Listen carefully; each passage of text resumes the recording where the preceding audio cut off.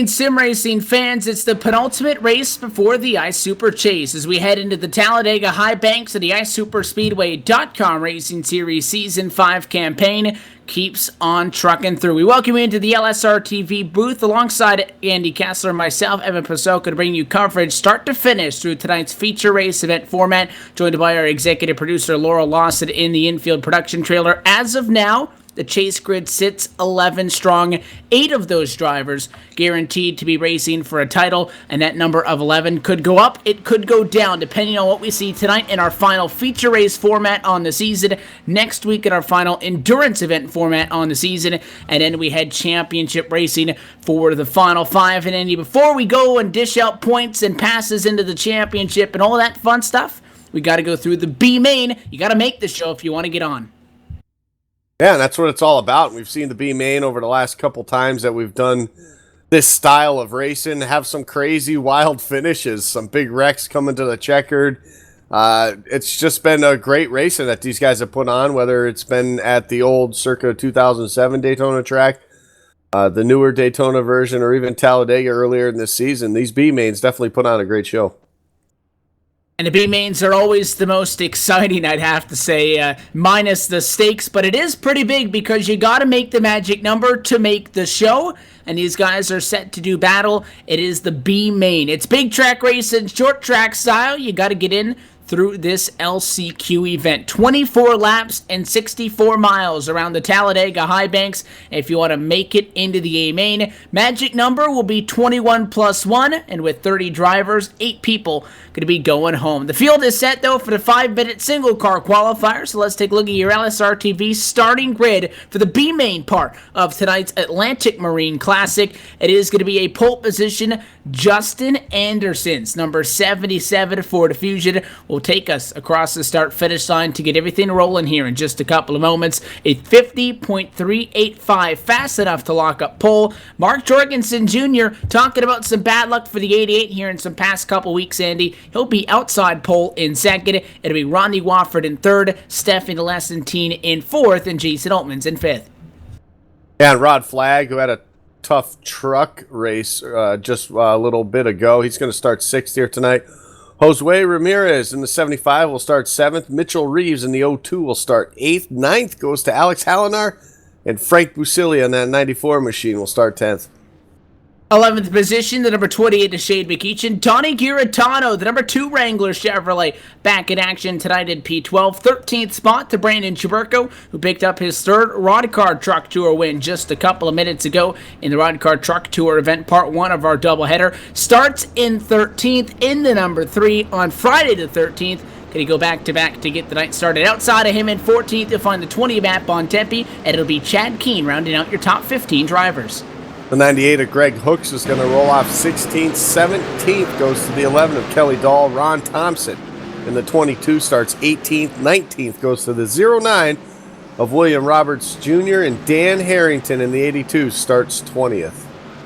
Jimmy Todd's number 18 is going to be 21st. It's 22nd for Kent Connolly. Larry Camp in 23rd. 24th is Daniel Ferguson. And Ryan Keese in 25th. 26th, last car to take a time in qualifying. Ramon Evans will start 26th. All these next 3 are provisionals. The 27th starter is Christian Peterson. Paul Servant, Dana Osborne will round out the 29 car field. So these guys get set to roll again. 24 laps around the Talladega Superspeedway. It is the final race on this B-main and A-main format on this regular season. We'll have an endurance event at Talladega in 1 week's time. We'll take Thanksgiving off, and then these guys go to do battle for what really matters. A win in the B-main is not enough to get you anywhere. There's no points on the line right now. What you're fighting for is P21 plus 1 a provisional to make it to the big show, to keep your championship hopes alive, because a lot of drivers are slowly starting to fall into the must-win category if they want to call themselves an iSuperspeedway champion in January. We're glad to have you with us on LSRTV. Let's get the night of plate track racing kicked off. The pace car ducks down and away. Justin Anderson will lead us to the green flag as he cycles on the inside of the racetrack. We work through the tri-oval. We look for the green flag, and green flag flies Underway we go. B-main action at Talladega to get us rolling. And a good start for both your leaders as we go to turn 1 for the first time. Rod flag 3 wide to the outside wall. 26 car looks like he wants to drop back. Yeah, that's kind of an unusual thing. Maybe that's just, it's just something in his itinerary, I guess, because this is a race, remember, with no resets for these guys. You got to be careful. You got to make your way to the end of these things, especially in this little 24-lap feature here. These laps can go by quick, especially with a couple cautions. So you got to be very careful with what you got and what you're using. And with 22 spots available to get in that A main right now, Rod Flag deciding to go all the way to the back. But the top 5 cars now, single file up front. Stephanie Lesentine, she's leading that pack on the outside. That's a battle right now for that 6th spot. And you mentioned Rod Flag. Well, he's one of those names that does need a win if he wants to make it to the iSuper Chase. And if you follow us every Friday night here on LSRTV and iRacing Live, you know that a lot of guys that get in wrecks, and we talked about trying to conserve that reset, Andy, and such. But again, as of 2 weeks ago, no more resets available. That's the only race car these drivers have, and we saw that plague Rod Flag in specific in the truck race earlier on tonight. He is not playing any games. He knows the objective is P21. He backs out of it early. That could mean that guy's not going to be as physical early on in this one. Inside lane is still the place to be. The number 80 to Mark Jorgensen Jr. leads the outside of the racetrack at a turn number 4. He's got an opportunity to get in behind the 75 of Josue Ramirez, and I would expect that he'll take advantage of it in the trial. No, actually, not going to force the issue. Jorgensen, a guy that would jump all over that, Andy, so everybody taking their time. Outside, definitely, though, going backwards for Jorgensen. He started second on the outside of the front row. Him and Stephanie Lesentine going the wrong direction. Already P8 at lap number 3 down the back. Yeah, just being real conservative. Like you said, that's a spot normally he would take, and probably with about under 10 laps to go, he probably would have jumped right down there. But obviously, right now, just trying to log some laps right now. Top side, just not enough momentum right now, not enough cars up there to make a difference at the point of attack right now. Is Chaburko now, look at him go to the outside. We know he likes the outside lane, Evan, and now look at the run that outside lane's having right now, the 88 of Jorgensen. And the 88 machine, as we're looking on the rear window of Justin Anderson, he's doing a great job right now with Wofford right on his back bumper. We know Wofford's pretty much the man at these super speedway tracks, especially at Daytona here in the iSuper Speedway Series. And the reason we're using the window is because the bumper cam can't see anything, because that 7 is right up the back, which is exactly what you got to do if you're single file on the inside of the racetrack. Wofford's job is to keep him and Justin Anderson P1 and P2. They're not pushing now. They have no reason to push. If we see cars challenged to the outside of the racetrack, the 7 will get on the bumper when that challenge comes. They'll start pushing, and the outside begins to form now. Top side in the tri-oval. First person to jump on line is the Best Buy colors on board the 51 this week. It's Jason Altman's to the outside of the racetrack. Almost contact, it looked like. Josue Ramirez and Chaburko. A little bit tight that time in turn number 1. I believe they get away scratch-free on that all, so we stay clean and green. But the outside forming up. The outside is a viable line at Talladega. It looks like 7 cars up there might make a run to turn 3.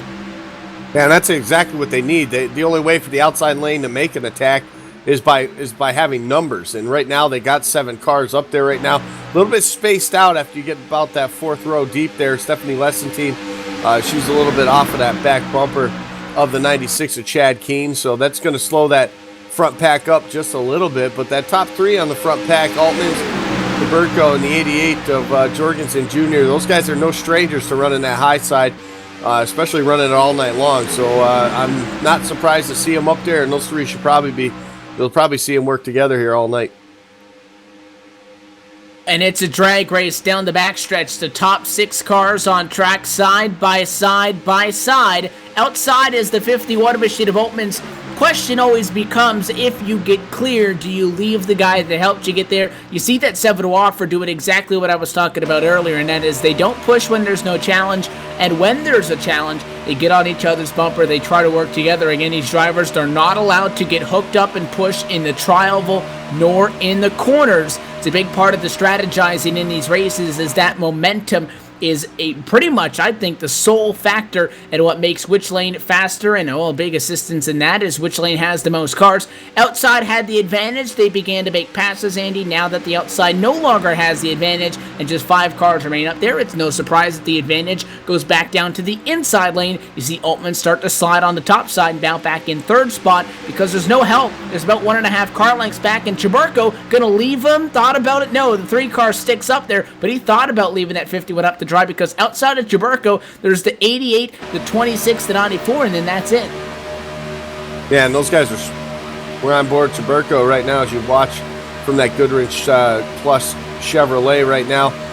Kind of a throwback scheme, that white color with a black top on there. Usually it's all black machine for Chaburko, but yeah, that top line was really spaced out. They all grouped back together on that back straightaway, able to push the leaders back up to the front side by side to race for that race lead there. Looked like the 77 of Anderson pushed up just a bit on, almost got into Altman's. That's going to give Altman's the advantage. Does he drop back down in front? Yeah, absolutely does. It's going to leave Chaburko now with only the help from the 88 Jorgensen up on the top side. So 2 cars now. The rest of the guys on the top are starting to filter their way back onto that bottom line. Chaburko, though, loves that side draft. Really pinches these guys off, entering and exiting the corners, and he's doing it once again right now, this time on Watford. Already at the 1/3 distance in this one, and Brandon Chaburko on the outside of the racetrack. He can pinch down. That's good. It's good speed-wise for the top side, but it's not the best. When you saw that 77 of Justin Anderson get tight at a turn 2, that's what happens when these tires get wear on them. You see everybody on the inside begin to push up. We'll see pinching a lot in about 10 laps from now, and we'll see it a lot in the A-main later on. But early, it is maybe a risk that most drivers would not take because it doesn't take a whole lot. You have a lot of, I guess you have to have a lot of trust, the words I'm looking for, but those guys on the inside of the racetrack to you to be able to do that. Chaburko decides that the outside may be a lost cause. He ducks in behind Josue Ramirez, and it'll be P5 at the start-finish line behind him. How about Alex Halliner trying to make it to the A-main tonight? The number 64 Chevrolet, top 10 starting spot for a good beginning to his night. He's in P6 at the moment, looking pretty good, and he's got the 11 of Kelly Dahl behind him. Yeah, he's doing a great job, able to hold his line down there on that bottom side. He hasn't moved one bit here since the start of the race, just pretty much hugging that yellow line all the way around this track right now. A little bit of a checkup right there as Chaburko comes back down on that bottom side there. Look at that line, though, right now, about 17 cars, 15 cars, something like that on that bottom side before you go all the way back to Shea McEachin there, trying to make the outside line work. Obviously not having any fun going with that at the moment. Single file for all these guys right now. 10 laps complete here, Evan. 14 more to go in this B-main. Everything looks real calm right now, maybe the calm before the storm.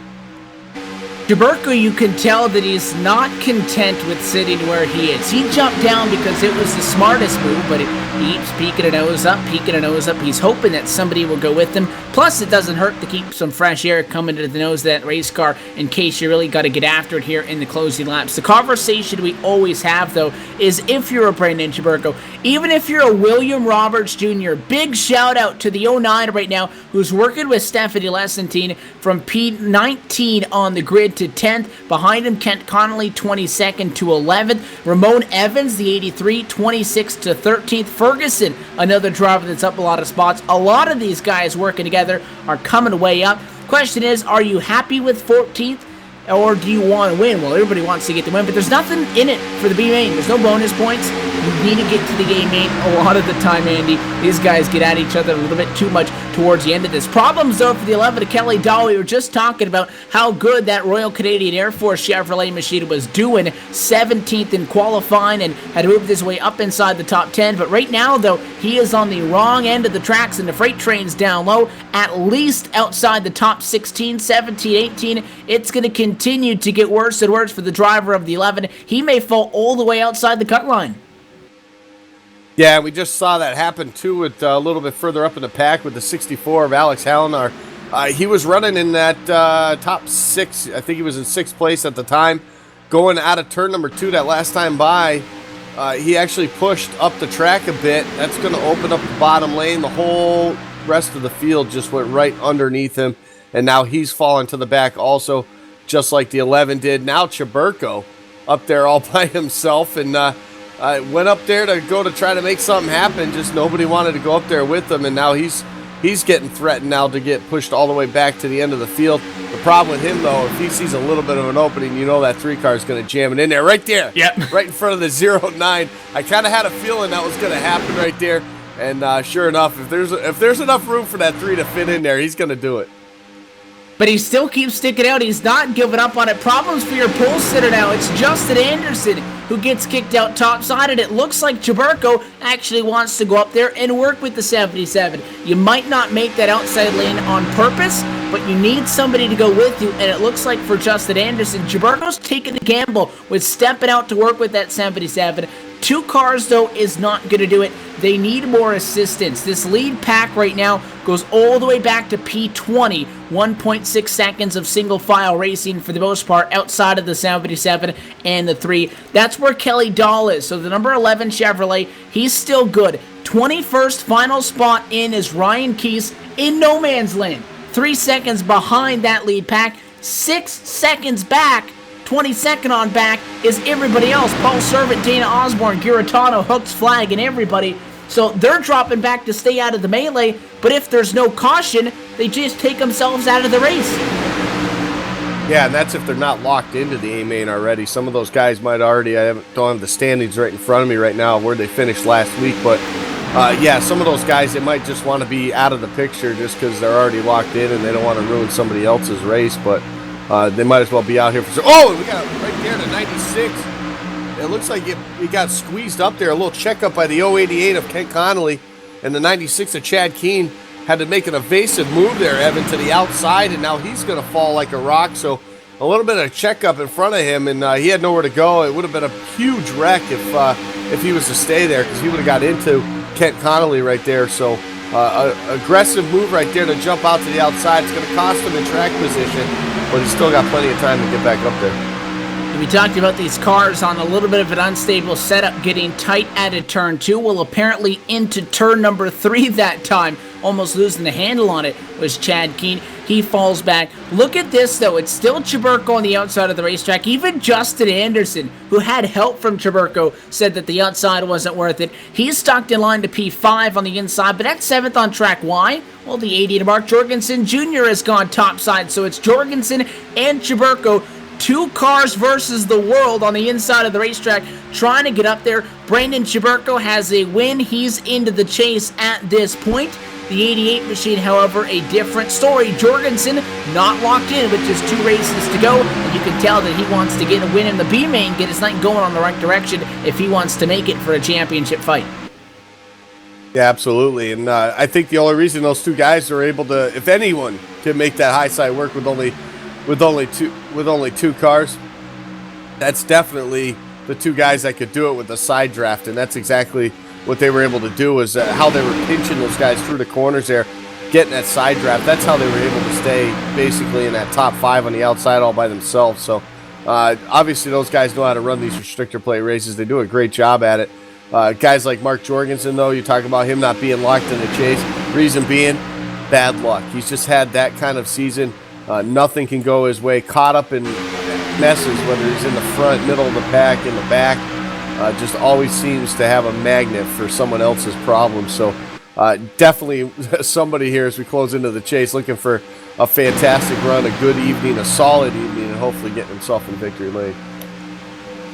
And Chaburko had dumped back down in line with Jorgensen, but he goes right back out there again, and it's that pinch that's allowing him to stay there, because if he goes up a car length, he's going backwards, but because the guy's on the inside, you're not pushing on the bottom of the racetrack. It's the opposite of a freeway, Andy, I always say. Instead of being on the left on the passing lane, the left is where you sit in line. You're not going to get around anybody by holding the bottom unless there's an accident, because nobody's going to get off of the bottom unless they're trying to pass somebody. Outside is the passing lane. The inside is where you sit and you wait to make your move. Chaburko hasn't even fallen back topside. I'm sure that 3 car's got the speed to do something, but he needs 2, 3, 4 cars maybe to go with him to get that support. Right now, not getting it. Chaburko, known to be aggressive. He's known to work with a lot of different drivers over the course of the race. He took a gamble on Justin Anderson, and Anderson way tight into the corner, all the way up to the wall, something we just saw a couple of laps ago. Now catches the 77 machine as he's also very tight.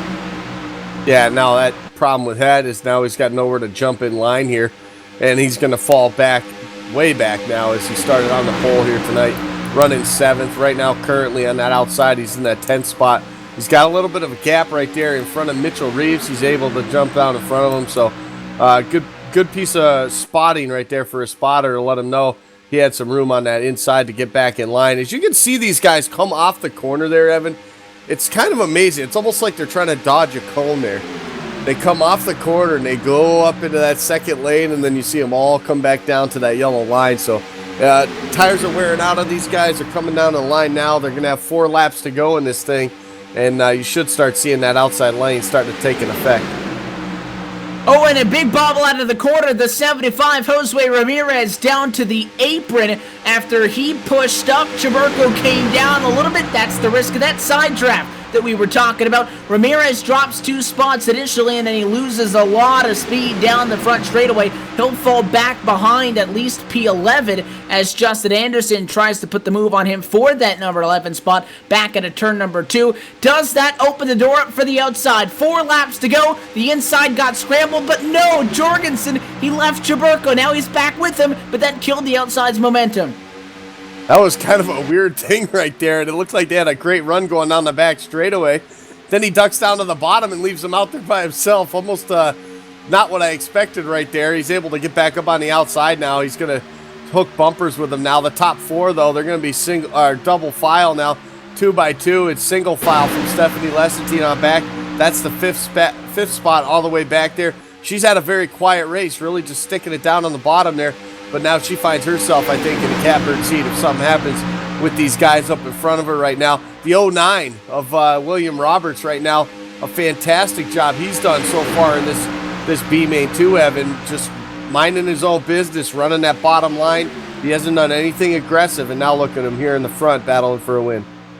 And Chaburko, he got him. Got down and clear in front of that number 51. Jason Altman's now the 2nd car in line. Chaburko, your race leader, at a turn number 4, and talked about how if you work with somebody, do you stick loyal to him? Well, Brandon Chaburko got exactly what he needs. 2 laps to go, the 3 car to the race lead. He's trying to help that 88 of Jorgensen by coming up, giving the 88 a little bit of a drop, but he can't stay up there enough to open the bottom for Altman's, because with less than 2 laps to go now, he knows he might not be able to get that inside. Again, he's trying to work both lanes, but every time he does that, the 51 gets closer and closer. Yeah, that's Chaburko right there blocking like a madman. We saw him do it in the truck race at Auto Club. Here he's doing it at over 200 miles an hour with the draft. Look at the battle right there for second. They're side by side. And look at just behind these guys as they come off turn number 4 to get the white flag this time. They're all starting to stack up now. That outside lane starting to gain a little bit of ground. Oh, contact. The 88 door slam by the 51. It's contact for second. Left side damage as Jorgensen falls in the ladder to 4th. He ducks down in line. White flag in the air, though. They're single file. It's a game of chicken. Oh, they're wrecking behind him. Busilia sideways. The 94 saves it. We're still going up front, though. Yeah, he had a tough break right there. Had a run going. Got a little bit of a bumper shove from, I couldn't quite tell who that was right there. Looked like Ramon Evans, maybe. And we got a few cars wrecking in the back, but the white flag's out, so that's not going to matter. The battle for the race win right now. Chaburko, he's going to lead this train off of turn number 4. Here comes the 09 on the high side. Does he have any help?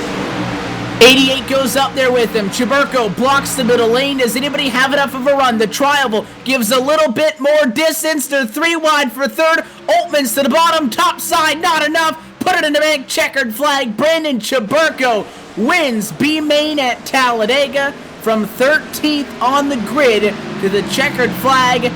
No points, no ticket to the championship, but it is going to give him the opportunity of going forward to the A-Main, and a little bit of a love tap there with the 88 after it all to accommodate the racing that they had there at the end of that one.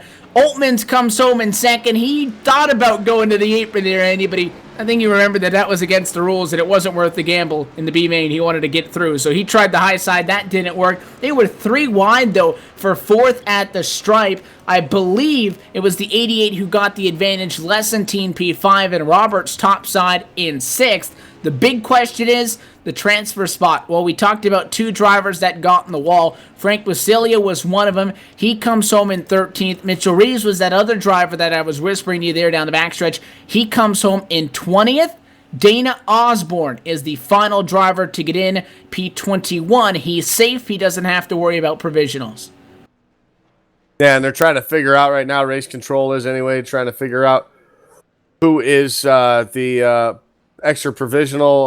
Obviously, the past champion provisional is going to go to that 48, seeing that he is the current defending champion of this series. So they're still trying to figure it out. They'll do it all based on points and where these guys sit in the standings. So we'll give them a little bit there. But Brandon Chaburko, some aggressive driving. He got the win in the trucks there earlier, Evan, and now he's got the big win here in the B main. Like you said, no points or anything, but it's still a win. And I kind of want to see him start 13th also in the A main, because that'd be kind of cool to win from 13th on the Friday the 13th. There's been a couple of weird things going on so far tonight, but a great B main caution-free start to finish sees Brandon Chaburko pick up his second checkered flag on the night. The third one, though, would be the most important, and he'll try to win the final A main on the regular season when we come back. There's going to be a lot on the line with just 2 races to go and maybe just 2 provisionals into the championship races. If you can get a win and lock yourself into the iSuper Chase, a lot rides on tonight's event, and you're not going to want to miss part 2 of our Corn Dog and Corona Friday night of racing here on LSRTV. B main in the books. Chaburko takes home the checkered flag. We'll step away as race control finalizes the provisionals and gets these cars regridded. A main action from Talladega coming up. We'll be back for the start of the Atlantic Marine Classic.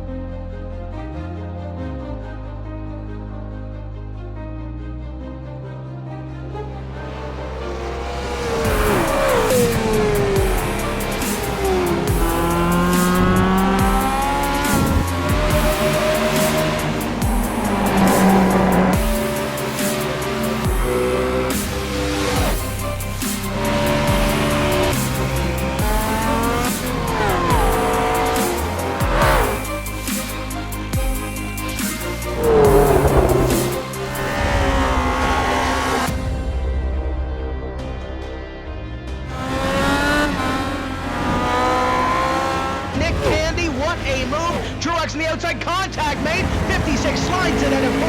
Who's going to be at the stripe? Dead even. Give it to Ryan Truex. Truex is your winner over Tandy.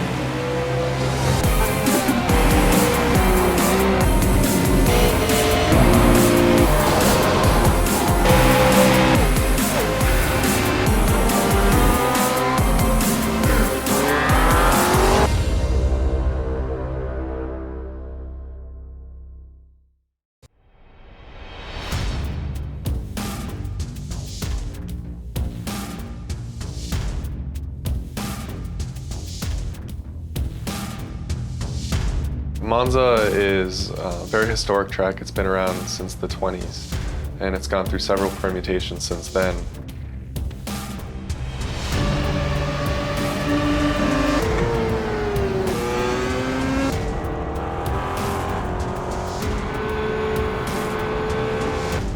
We're also bringing forward a number of configurations. So there's chicanes that they've installed since the track's early days. So they can use original, very high-speed configurations of the track where the cars would just blow through where the chicanes are today, or they could use a more modern version.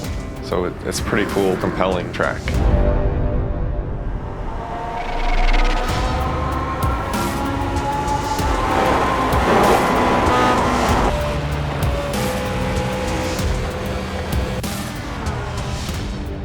The unique thing about Monza is it has a road course, but it also has a high-speed oval, and that high-speed oval can be run by itself. The Grand Prix course can be run by itself, and they also can be run together in a combined circuit, which is very unique and special in motorsports.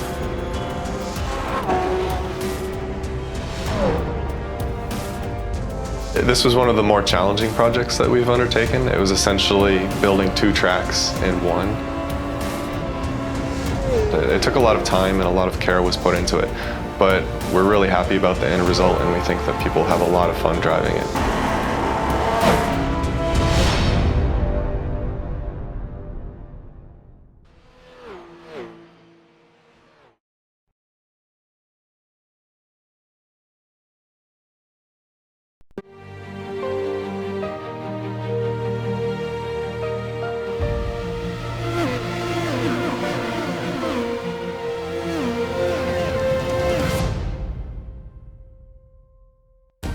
But here comes Gregor Hutu into Canada corner for the final time. Just 2 corners left to go before he finally makes himself a triumphant return back to victory lane. He has led 38 laps of this event here today, and Gregor Hutu once again is a winner. Gregor Hutu will work himself through the Cobra Parabolica. He will claim his 46th victory in iRacing.com World Championship competition. Gregor Hutu, for the 2nd race in a row, reigns supreme. The one thing that I think is the most important is we've been racing this Ground Championship Series for quite some time now, a very long time even at that, and he is the only driver to have ever won a professional road race at Watkins Glen. But there is nothing that could crack that finish number 1 Team Redline driver. Gregor Hutu worked himself out the final corner, and just as he did in 2010, 2011, 2012, 2013, 2014, in 2015, Hutu once again wins at Watkins Glen. Hutu will come across the line and takes the win for round 7 here at Virginia International Raceway. Here he comes now, just 3 corners left to go, into Brooklands for the final time, into Luffield for the final time. Never ever say that Gregor Hutu is beaten, because he just comes back bigger, he comes back stronger. He wins round number 9 of the World Championship Series, 49th win of his career. If you're the world's greatest sim racing driver, you can do it with your statements on the road courses. Do it when it matters. Out of the final corner for the final time, number 50 for Gregor Hutu, out of the final corner. At the top of the broadcast, we said if Hutu could win here today, he could well cement himself as the championship favourite. Gregor Hutu, the number 1 machine, back to victory lane, win number 51. Hutu is inching closer rapidly to his 5th, and yes, I say that correctly, his 5th World Championship. Out of the bus stop chicane comes the number 1 Team Redline driver. Gregor Hutu will win here at Circuit Spa Francorchamps. Yes, you may be behind a computer with a steering wheel and a set of pedals, but for these drivers, this is as close as they may ever get to racing in real life. It will be Gregor Hutu coming past the line. He is a 5-time world champion. Gregor Hutu wins the championship one more time. He is the greatest driver in the history of open wheel racing here at iRacing.com, and dare I say it, he is the greatest open wheel champion in the history of sim racing.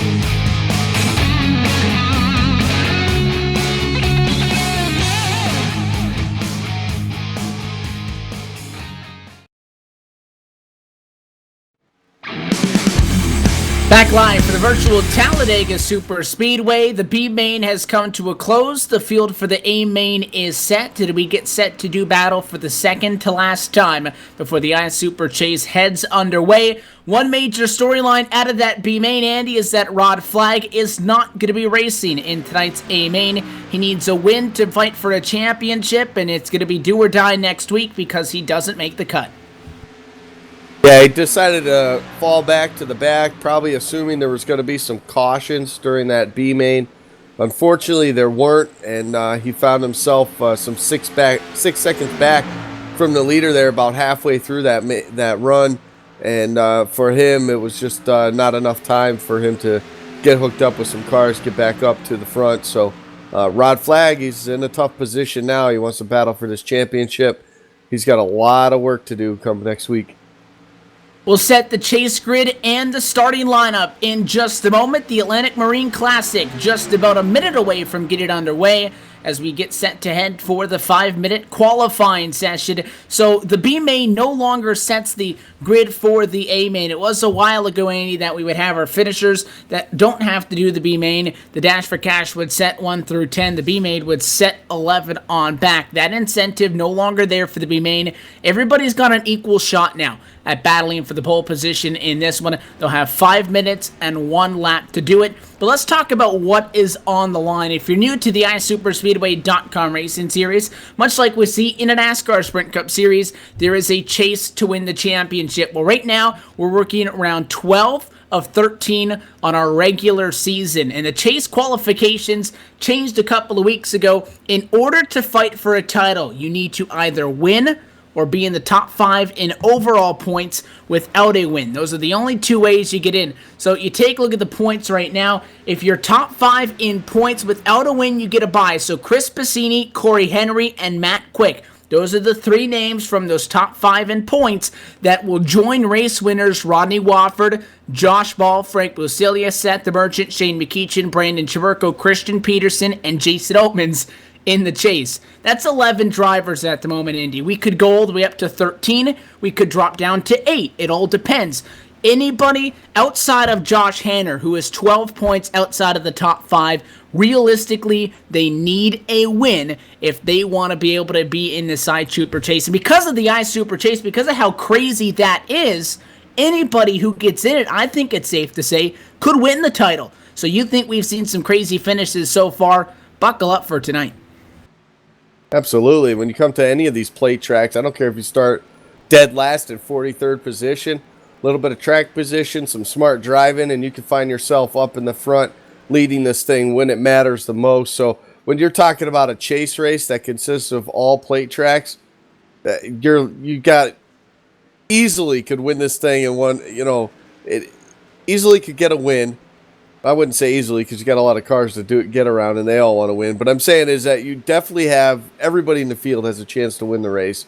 You might even see the chance of some guys even playing spoiler and stealing some wins away from these guys, the guys that aren't in the chase. So anything can happen when you come to the plate tracks. We've seen it all season long. The accidents, somebody else's mistake. It could be your doom, your end of a night, your end of a championship run. So anything can happen at these plate tracks. That's why we race these races. That's why they're so intense. There's so much on the line at each of these races. That's why you see these guys going 4 wide, even trying to push the issue 5 wide at places like Talladega when you're coming to the start-finish line like we saw in that last lap of the B main. So anything can happen at these tracks. It always does happen. For some guys, it's just a matter of having a little bit of luck in your back pocket to avoid those big wrecks. It is a get-out-of-jail-free card for the crapshoot that will be Talladega next week and one of the classic events on the schedule, the Draft Heart 300, because that is where it is every single driver do or die if they want to make it to the championship in this one. You talk about spoilers. Through 11 races, we have seen 9 different drivers win. We mentioned 8 names. Well, Tanner Mann has a win, but he is not the top 30 in points, so he is not currently on the chase grid. He is not here tonight, so I believe that would mathematically eliminate Tanner Mann from fighting for a Season 5 title. You mentioned Rodney Wofford, Andy, in the B main about a guy that owns these races. He is the only driver right now in the top 30 in points and on the chase grid with multiple wins with 3. I'm sure he would not object to going to 4. None of those other 7 drivers either would object to not letting any other competition into the iSuper Chase. At the beginning of the season, it was going to be capped at 10. We went back to the season, 4 chase qualifications. It could be as big as 15 total. And I think possibly the biggest it could get right now, we're at 11. The largest you could see this get to would be about 13 or 14, everything dependent. Those guys don't want anybody else joining the party unless it's a teammate. A lot of new teams have come about in the last week. In fact, the entire team structure in this series has been flipped on its head. That is a big factor, is team orders at plate tracks. Well, sometimes, in the plate tracks, you want your team orders. Typically, what they are is, help each other out to get up to the front. When it comes down to the final 20 or so laps, it's every man for himself. You're out there to win the race. It doesn't matter who your teammate is. That's why we've seen these guys get help from their teammates on that outside lane, get that big push, get up to the front, and then they leave them out and jump down to the bottom lane. I mean, we've seen it time and time again. It's not so much a personal thing. It's just you got to look out for yourself in times, especially late in the races. Team orders are definitely in effect, I would imagine, for a lot of these guys early in the races. Tonight you might see that if you got a guy that already with a win, a guy like Josh Ball, you're going to see him help out some other guys to try to get, maybe the 88 of Jorgensen, maybe try to help him get himself a win, get him into the chase. So that's the type of teamwork that you might see here on the closing races of this run to get into the chase. But it's other than that, team orders, when it comes down to the end, there is no team orders. You're going for that win. And we're just about set to get the Atlantic Marine Classic underway. So as qualifying draws to a close, we go trackside for our national anthem.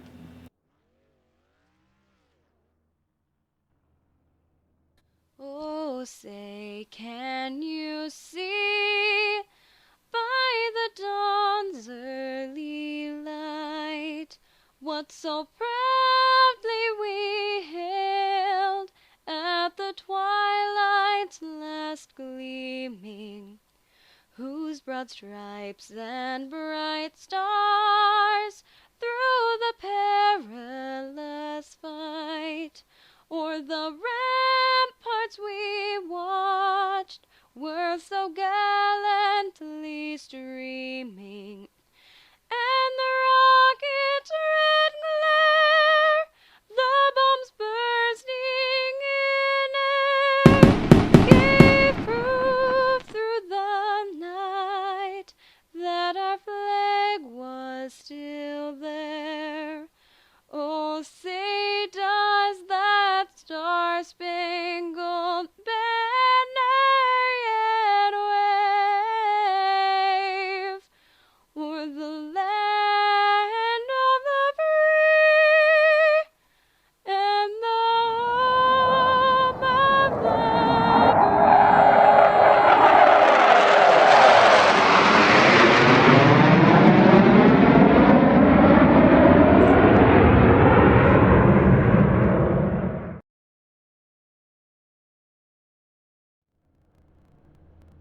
The field is on the grid, and let's let you know where they stack up for the Atlantic Marine Classic. Rodney Wofford just talked about how he's the driver with the most wins on the season, most wins last season. Well, he wants to add another. He'll start from pole for this one with a 50.378. The number 7 Chevrolet will roll from the top spot. It'll be Mark Jorgensen Jr. outside pole. The number 88 starts in second. Frank Basilia III is third tonight. It's Chris Bassini in fourth, and Stephanie Lessentine with the top 5 starting position. Josue Ramirez, good solid run in the B main. That's going to carry over here with a 6th starting spot. 7th tonight in the 96 of Chad Keene. Derek Walker in that 07 Jack Daniels machine will start 8th. 9th goes to Brandon Chaburko. 10th will be the 24 of Josh Hanner. Mitchell Reeves is in 11th. 12th spot is Jason Altman's one spot behind there. He's outside on row 6. 13th, Ray Rittenau with the second. James Pileski will start in 14th, and it's Alex Hallinar, in 15th position. 16th will be the 48 of Josh Ball. 17th goes to Tommy Hall Ramon Evans is start 18th. 19th goes to Justin Anderson, and 20th to Ron Thompson. 21st will be William Roberts Jr. Rod Vinton is 22nd. 23rd to the 11 to Kelly Dahl. Matt Quicken 24th. And 25th to Matt Bontempi. 26th will be Shane McKeechin. 27th, Dana Osborne. The 088 to Kent Connolly. 28th. 29th goes to Glenn Hedrick. And Dan Harrington starts 30th. Final driver in qualifying P31 goes to Daniel Ferguson. Provisionals to Christian Peterson and Seth the Merchant. It is a 33 driver field, all vying for key and critical points, but most importantly, outside of 8 drivers, everybody wants a win to get to the big dance in 3 weeks' time. Tonight's Atlantic Marine Classic is presented by Atlantic Marine Sales and Service, a boating tradition since 1976. Give them a call at 910-256-991, a full-service marine dealership just inside as a part of our title sponsor on tonight's race from Wrightsville Beach Marina. So the pace car is down the way. We're glad to have you with us. Part 2 of our doubleheader. It's main event time on LSRTV and iRacing Live. Green flag flies underway to turn number 1. Lap 1 of 47 begins, and it's the outside of the racetrack, and already drivers dropping back. No quick repairs on these cars, and Josh Hanner knows that. The 24 Chevrolet wants none of it. Wants none of it, but hopefully he was watching that first event when Rod Flagg dropped to the back and then had some issues and never was able to get his way back up to the front. We talk about the 24 of Hanner. He's another one of those guys that needs a big win. He's right there on the cusp of making it in on points, but you don't want to rely on points just alone as right now the leader's Wofford. He's got the advantage on that bottom line. He's got the 94 of Frank Busilia giving him help of 5 cars strong now on the top side. Here comes Jorgensen trying to lead lap 1. We went caution-free in the B-Main earlier tonight, so still without a caution in Super Speedway racing tonight. And this got to feel like a breeze for these guys after they went 2 weeks in a row at the Daytona Circa 07 racetrack. They're liking the smooth asphalt. They're allowed to work with these cars a little bit more. And topside with the advantage, more cars on the outside inside of the top 5. Is it enough? Yes, sir. New race leader at lap number 2. Jorgensen takes it from Rodney Watford. Passini, though, he'll get credited with the assist on that one. He wants the top spot. He wants a push, though, from Josue Ramirez. Won't get it in turn number 4. It'll be Rodney Watford now second and maybe third this time through the tri-oval as Jorgensen takes the top spot.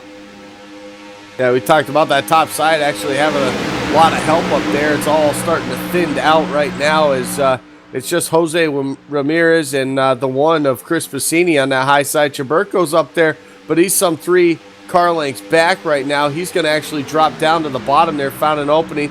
Jason Altman's now going to push up to the high side. But the leaders right now is Wofford. He jumped back to the outside wanting to get this race lead back. So now the top side gaining some more momentum, gaining some more cars up on that high side. But Jorgensen, he's still going to lead him off turn number 4. The outside, they're really getting up on each other, bumper to bumper, 3, 4, 5 rows deep on the outside of the racetrack. Busilia now that second car in line on the bottom because that 7 jumped topside. So Wofford takes over from that number 1 of Passini.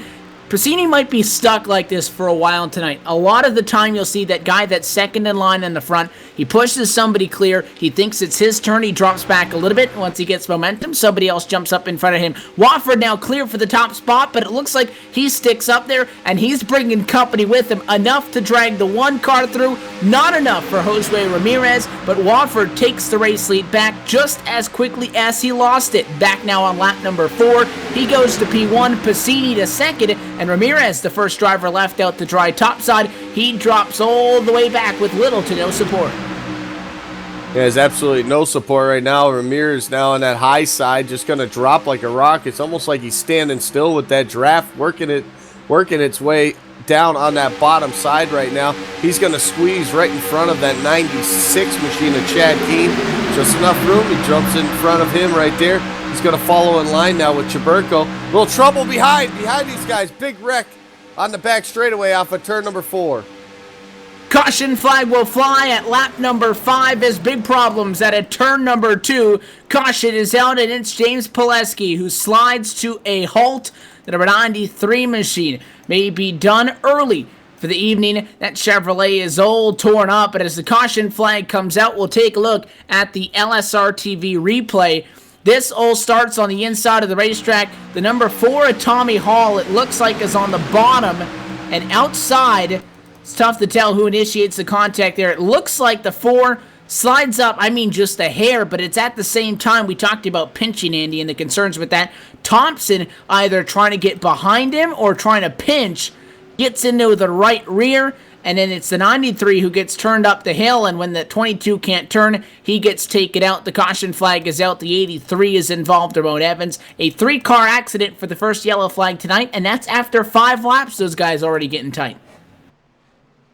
Yeah, and there was a bunch of other guys that were trying to squeeze through there with cars spinning everywhere and just getting pieces of that damage. The 77 of Anderson, he gets a little bit of damage on that. So a bunch of guys getting a little bit of scuffed up there. Might affect their speed just a little bit. They'll be able to get it fixed. They'll probably be able to draft well, but to lead a pack or something like that, or to get a possibility of a win, might be out of the question for those guys now. It's just going to be a matter of survival and hoping they don't get into something else. And that means the 7 Rodney Wofford, he thought about it once, twice, 3 times, elected to not come down to the pit lane. The 94 Frank Basilio going to be the first driver down to pit road tonight. Not going to be able to make it 47 laps on 1 tank of fuel. These drivers limited to a 70% fuel cell. Still might not be enough to make it from lap 6, but Basilio comes down to the pit lane, get that McDonald's Ford Fusion topped off. Maybe get to take advantage of some tires. Also looks like at least right sides. Yeah, some guy, like you said, you can't make it the full race on 1 tank of fuel. So these guys definitely have to make at least 1 stop here tonight. I think a lot of these guys up front, honestly, I'd follow what that 7 does. He obviously knows how to get it done on the play tracks with all the wins he's had here over the years. So Wofford deciding to stay out. He's on the apron now. Looks like probably with the car shut off, coasting a lot. Trying to save fuel. If you get enough of these cautions, he could probably make it to the end, but that'd be cutting it too close. I think they're, at least for most of these guys, talking to them before the race, they're all looking for that halfway point to make their pit stop. Those drivers will blend back up onto the racetrack and join up at the back of what looks like maybe 10 or so drivers that elect to not come down to the pit lane at this point. Ronnie Wofford, though, the common denominator in all of this, he'll continue to lead the race. Tonight's I-5 bonus up for grabs is $20 every week. The top 5 finishers from the week prior are given the I-5 bonus, and you'll see them identify with the orange on their race cars. If they get the top 5, back it up the following week with a win, they walk away with $5 in every single time somebody doesn't claim that.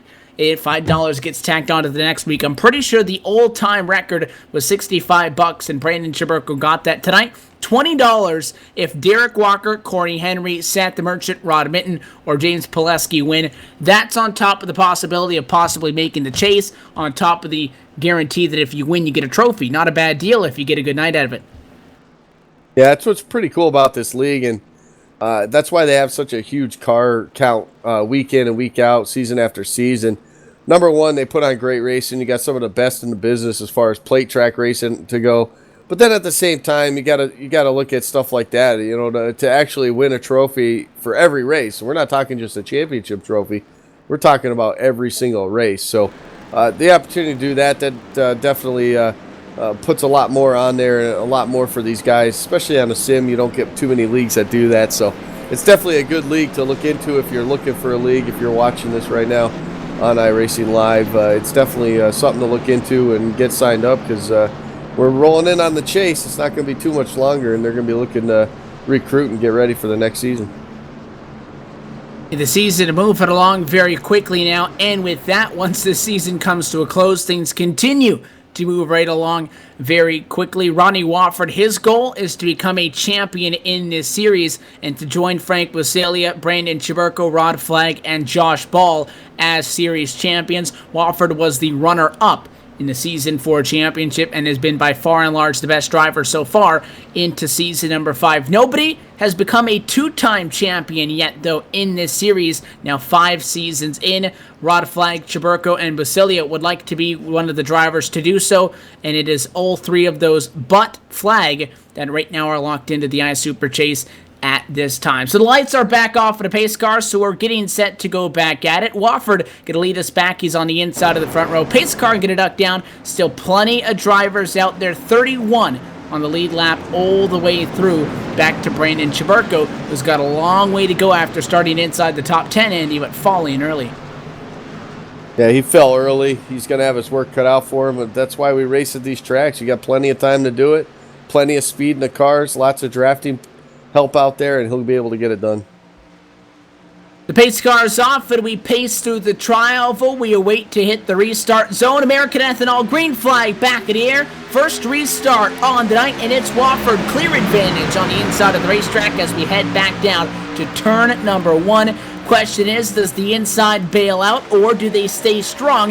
Last time, the outside was actually pretty good in those opening few laps, and it allowed your outside pole sitter Jorgensen to take the lead just 2 laps in. This time, that 88's on the inside of row number 2, rather on the inside of the front row, but he's in second right now. He restarted in third, and that's benefiting him over the outside right now. Inside, much stronger to turn 3. Yeah, it is. It takes a couple laps for this top side to get kind of in a groove, I should say, and to get up on each other's bumpers to make something happen. Passini's going to drop down into that number 4 spot. That's going to leave the 07 of Derek Walker now to the outside to lead that group. Ray Rittenauer is going to actually drop down. He's going to leave him out there too. So now everyone's starting to drop to that bottom side. It's going to be interesting to see who can pick up the pace and lead this pack on the top side. One of the guys that typically does that, Brandon Chaburko, sounds like he's having some issues back there in the back of the pack. Sounds like he might be reviewing a possible passing under the yellow black flag. So we'll see what happens here with that 3 car. But that's one guy obviously starting in the back. He wants to get back to the front. And right now it sounds like he's having some issues. And not a whole lot of tenaciousness going on now. We talked about how exciting the start of this one was. How about single file P1 through P20? At this moment, we'll be just past 1/5 distance. 10 laps in the books, leaving us with still 37 laps remaining. And that 1 car topside now trying to get something going. Chris Passini wants to get going forward. He's one of those drivers that right now is in on points. I almost feel like it's worse off, Andy, being Passini at this moment than if you're a guy that is 40 points out, because Chris Passini, he is overall right now in the top 5 in the points. Only by 9 points, though, is he in the top 5. Because of that, he's in the chase right now, but he's not locked in. So he has to nitpick this race and try to points race. Meanwhile, the guys that have wins, they can do whatever they want, and the guys that absolutely need a win have to do anything they can. He's in a terrible spot because he's the only one thinking logically about this. Yeah, and when you talk about the possibility of anybody winning here, well, at a plate track, anyone that jumps into the field, well, that's absolutely true, but you also got to think of this. That's 43 cars, 33 here tonight, but the possibility of 42 other cars that you actually have to get around. So even though anybody can win, that doesn't make it easy at all by any means, and that's one reason why you see a guy like Chris Passini having a good season, being up there in the points battle, but still doesn't have a win. Guys like Josh Hanner, same thing, runs up front quite a bit, just hasn't been able to find victory lane. So outside line working right now, the 88 of Jorgensen able to take that lead. He's got the help from Tommy Hall in that Ford machine. Does he drop to the bottom? It looks like he does. Now Tommy Hall's going to lead that top side. He's got Passini in tow. And the outside came up quick out of nowhere, and with that, it's Jorgensen once again taking over the race lead from Rodney Wofford. The 88 goes to the point, and it's at 7 now in second spot. The 4 of Tommy Hall leading the outside lane right now. He wants to get pedaling, and at this point, another driver that's in a spot that he needs a win. So he's doing very good, Andy. Up 15 spots after starting in 17th. Look behind these guys. Matt Bontempi, quiet in the DeWalt Toyota, up 19. William Roberts Jr. up 14. Both of those guys from P25 and 21 on the grid. They're 6th and 7th right now. And even behind them, Glenn Hedrick making one of the limited starts this season for the 21 Ford Fusion, 29th to 8th. He's about that 5th car in line on the bottom. Yeah, and he had a great run last week, I believe it was, all the way up into the end. Or was it 2 weeks ago? I don't know. Either one, they all mash in together to me. But he had a great run going, leading the thing real late, and then just got caught up in a wreck. So that's another guy. Bad luck happened, you know. Obviously has the speed, has the ability to run these races, and you know, and do very well in them. Just hasn't caught the lucky break he needed to get in the victory lane. So another battle for the lead. Here comes Wofford now. He jumps to the outside. He's got the 96 helping Chad Keene. The top two are going to clear everybody. Now Tommy Hall finds himself again the leader of that top line.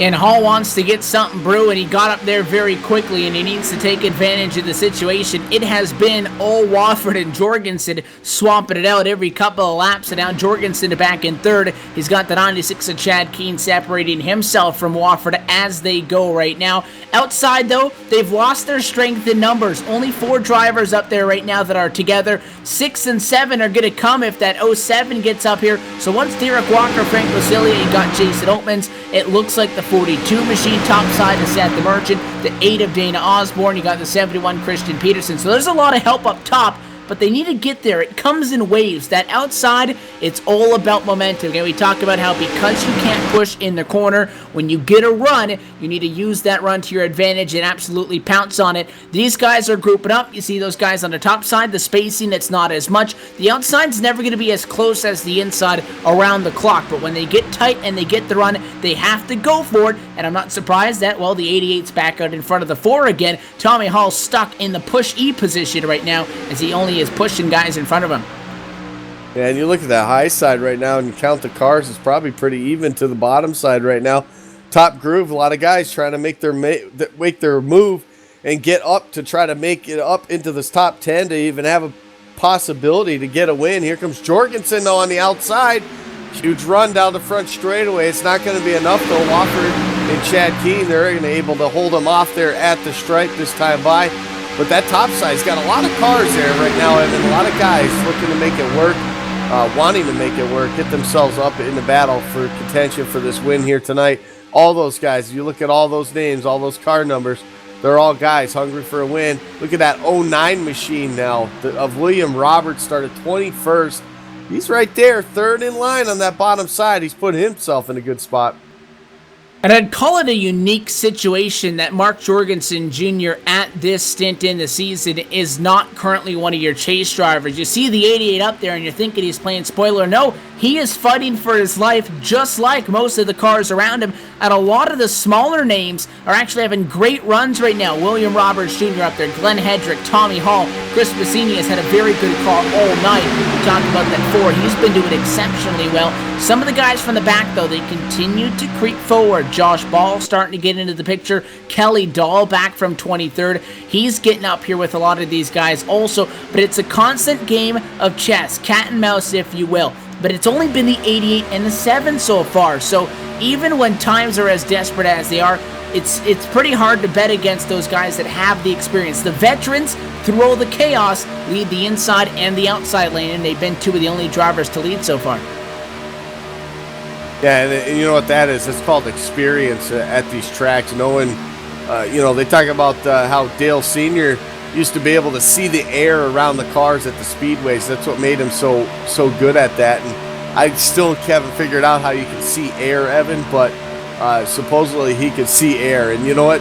What that is experience. That's running laps at these tracks over and over and over again. And you talk about the veterans of the series, the Woffords, the Jorgensens, the Hanners, all those guys that have been around, Rod Flagg even though he's not in this race, all those guys that have been around for a long time, Frank Busilia even, they've logged so many laps here. They know exactly when to jump up on that high side. We see Chaburko, he knows exactly when to jump up in front of that car to get that push to get up to the lead. So, you're talking about experience. Those are the guys you're going to see late in the race doing that and doing those bold moves up to the high side to try to get themselves out front. And this lead pack is much larger than what we saw earlier tonight. In fact, take almost the entire B main field, toss them within 1.2 seconds. Back to 23rd position is 1.2 seconds away at the longest from Rodney Wofford. It is a very large lead pack at Talladega.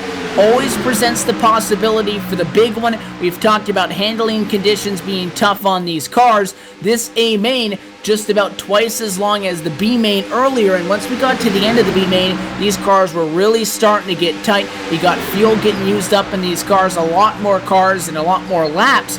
If we continue to stay green through the halfway point and get to the latter stages, these cars, they're going to start to move around a lot more for a couple of reasons. One, because, well, the car's handling is going away, and two, because guys are getting a little bit more desperate and a little bit more, I guess, upset that the car's not going anywhere, because a lot of super speedway racing is extremely annoying. There's a lot of guys that are very good at it. You talk about Glenn Hedrick from 29th to 4th. He wants the race lead as he leads the outside charge as that 88 drops down in front of Wofford. It's Jorgensen back to the point. But it's frustrating. Sometimes the hole is there. Sometimes you just can't find a way through, and you can't go to the third lane to pass him. That's not how this works.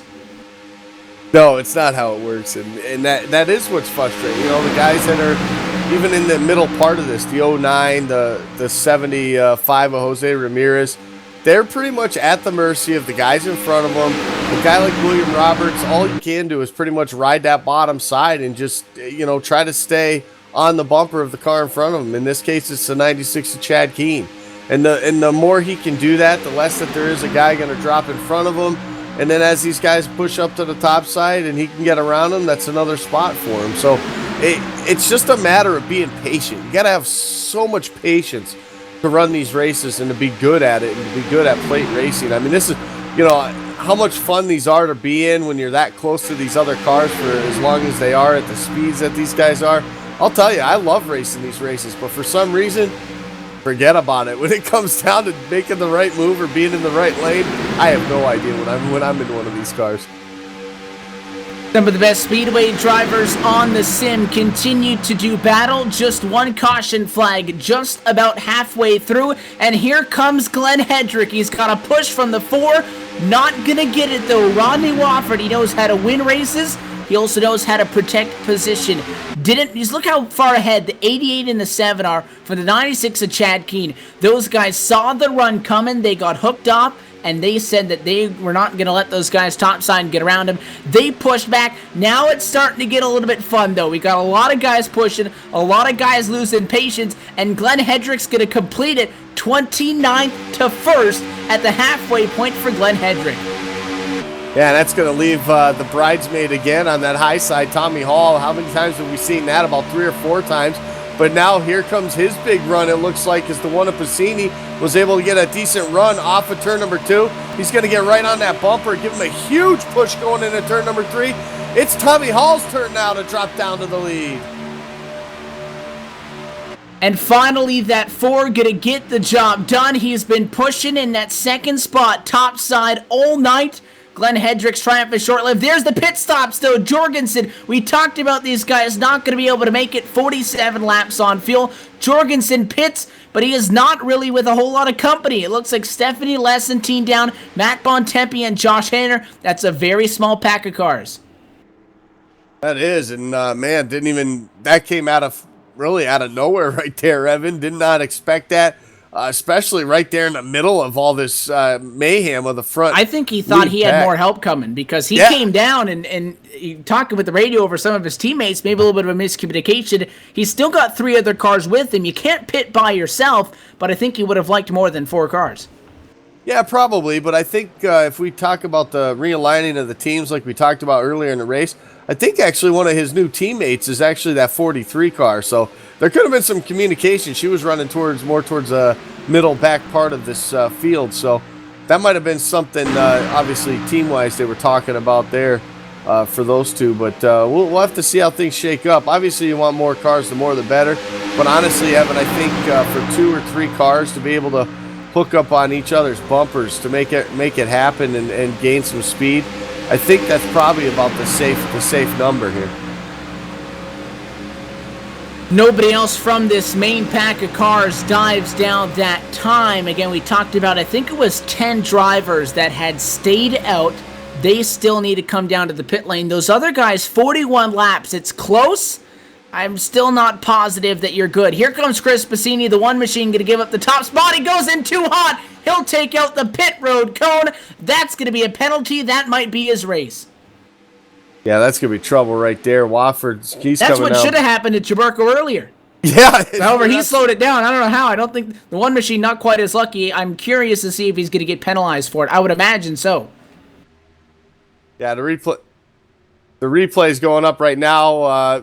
And when one bad mistake, they just keep piling up there. Chris Pacina actually, when he came into his pit stall, actually overshot it, had to back up just a bit. That's going to lose a bunch of time for him too. But Wofford, he's got his 4 tires. He's off. He's got his helper, who's been on his back bumper all race long, Chad Keane. Both of those guys coming out at the same time. So that's good news for the 7 and the 96. 4 drivers come down to the pit lane. Brandon Chaburko is way too hot. That's going to be a speeding penalty. Chaburko out in the grass now. The number 3 Chevrolet. He was able to get away with it at Fontana. Not here tonight, though. 92 miles an hour into the pit lane. He's appreciating that one earlier in the season. That'll be a speeding penalty into the pit lane for him. And the problem with that is he's got to sit on pit road for an extra, I believe it's either 10 or 15 seconds, something like that. I think it all depends on what the server, I guess how fast he is actually coming into the pit road. So, he's already got his service done. He's being held right now by race control. So problems for the 3 car. He's not going to win both races here tonight. Look at the 51, Jason Altman's your race leader, 3 wide around 2 sets of 2 cars that have just come down to the pit lane. The 42 is set. The merchant over the radio said, where do we go? Where do we go? He didn't know if they were going to take the middle lane. They do, and it's Altman's that leads at lap number 29. Still some pit stops to get through, but halfway in the final A main on the regular season. The Atlantic Marine Classic right now in the hands of the number 51 of Jason Altmans. He looks to get a win and punch his ticket into the iSuper Chase. We'll step away and go LSRTV nonstop as you continue to follow the pit stop action as the cars from P2 and P3 come down to the pit lane and leave Altmans out to dry. Back in a moment, the race to the checkered flag will be on. You're watching LSRTV's presentation of the iSuperspeedway.com Racing Series.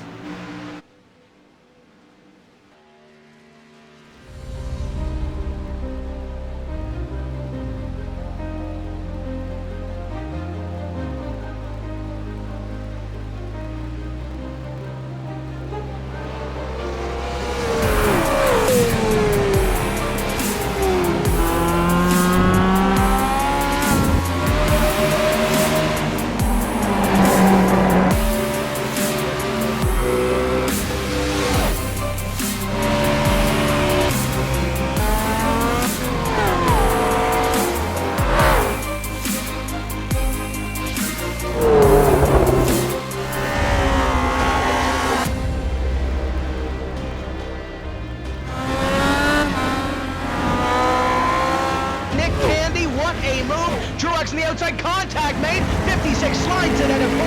Who's going to be at the stripe? Dead even. Give it to Ryan Truex. Truex is your winner over Tandy.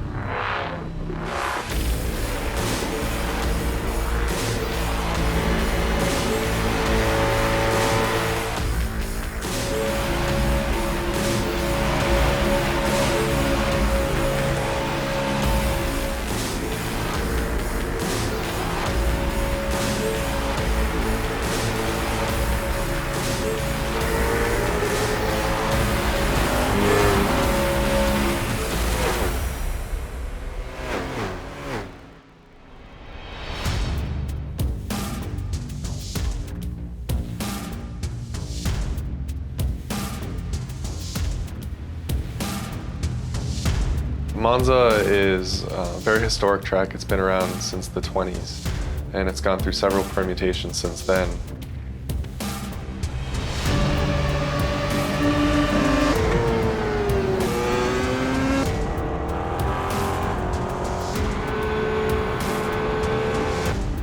we're also bringing forward a number of configurations. So there's chicanes that they've installed since the track's early days. So they can use original, very high-speed configurations of the track where the cars would just blow through where the chicanes are today, or they could use a more modern version. So it's a pretty cool, compelling track.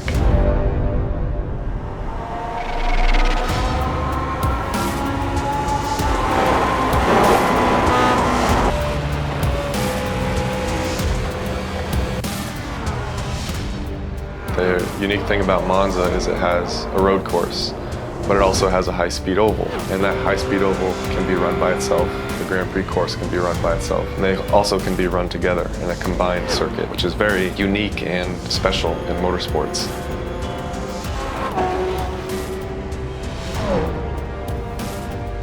This was one of the more challenging projects that we've undertaken. It was essentially building 2 tracks in one. It took a lot of time and a lot of care was put into it, but we're really happy about the end result and we think that people have a lot of fun driving it.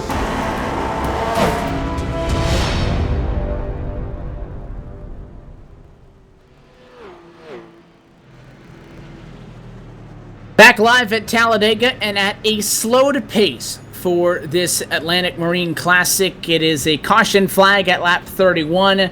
And I'm pretty sure it's safe to chalk this one up as the big one in turn number 2. A great race, tons of fuel strategy, and finally they ran out of room in turn number 3. We'll take a look at the LSRTV replay now. The former sheet of Tommy Hall, no drafting help, goes high in turn number 2, Andy. We talked about these drivers work in a tight condition. We'll see the replay now. Because the cars have been tight, he needs to give himself a buffer zone to not drive into the fence. He drives about a car length off the wall, and it just tightens things up. And you see the 43 of Steffi Lesentine behind the 88. Once they get to the 44, she's no longer behind the 88. She pushes up and gets tight. So the 4 running a lane to avoid getting tight. The 43 gets tight. Those 2 drivers find each other. They run out of room and takes out a lot of fast cars. 51 of Jason Oatman's at-time race leader was in that accident. The 75 of Josue Ramirez, Glenn Hedrick involved. The 28 of Shane McEachin. Also, a lot of big names, a lot of people that needed a win into tonight, and they go to a go-or-go-home position in next week's race.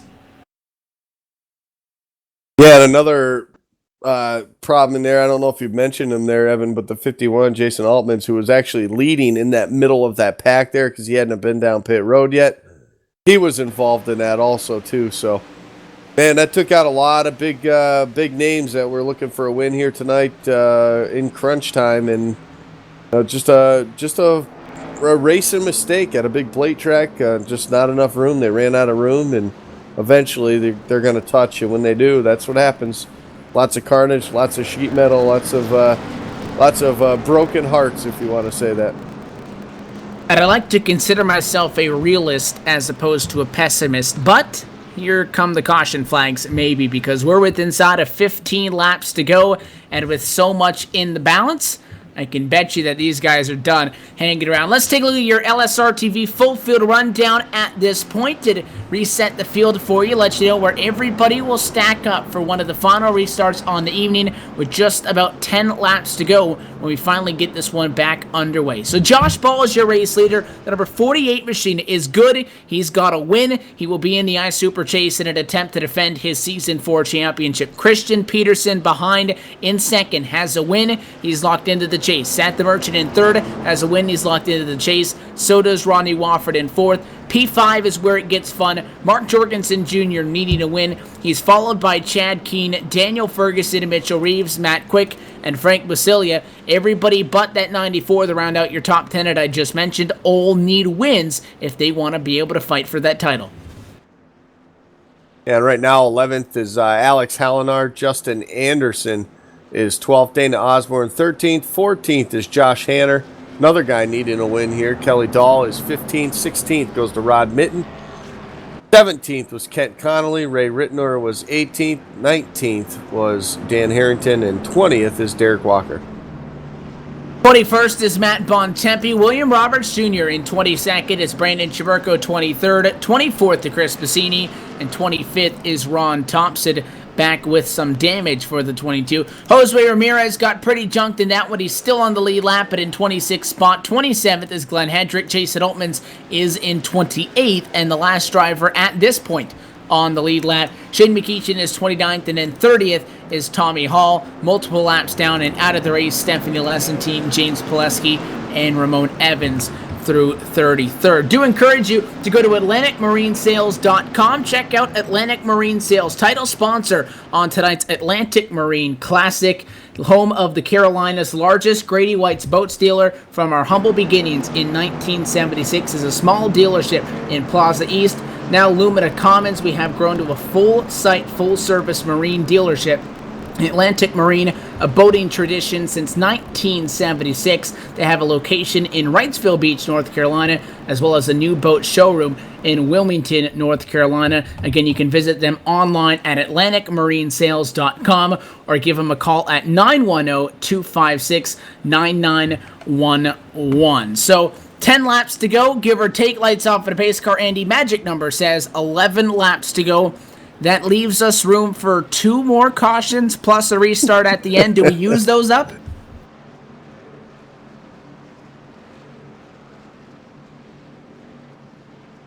I'd love to see this thing finish under the green. I'd love to see this thing end under the green flag, Evan. 10 laps, 11 laps it'll be when the green flag drops, and it'll be awesome to see these guys just battle it out all the way to the end on the green flag. I think we'll see some amazing things out of these guys.